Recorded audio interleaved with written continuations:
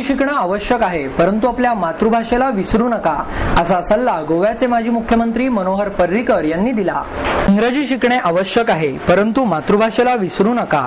आपण जर फ्रान्समध्ये गेलो तर तेथील लोक इंग्रजी समजत असूनही फ्रेंच भाषेमध्येच बोलतात.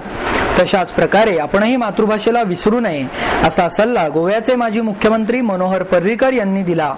भारतीय जनता पार्टी आणि साने गुरुजी तरुण मंडळाच्या वतीने मोफत संगणक प्रशिक्षणाच्या समारोप प्रसंगी पर्रीकर बोलत होते.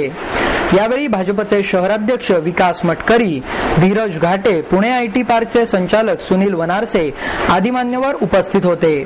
संगणकामुळे विद्यार्थ्यांना मोठ्या प्रमाणात ज्ञान मिळते, त्यामुळे पुढील वर्षी घाटे यांनी इंटरनेटचा अभ्यासक्रम सुरू करावा. गोवा हे संपूर्ण संगणक साक्षर राज्य आहे. तिथे शेतीचे 7/12चे उतारे 2002 सालापासूनच संगणकावर दिले जातात. यामुळे भ्रष्टाचार कमी होण्यास मदत झाली आहे. सध्याच्या युगात ज्ञानाचा प्रचंड धबधबा कोसळत असून त्यातून नेमके महत्त्वाचे कोणते हे ओळखून विद्यार्थ्यांनी अभ्यास करण्याची गरज आहे, असेही पर्रीकर यांनी यावेळी सांगितले.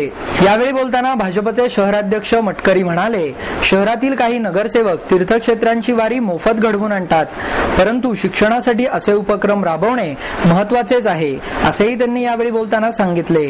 या प्रसंगी संगणकाच्या विविध अभ्यासक्रमांमध्ये यशस्वी झालेल्या विद्यार्थ्यांचा सत्कार पर्रीकर यांच्या हस्ते करण्यात आला. कार्यक्रमाचे प्रास्ताविक धीरज घाटे यांनी केले.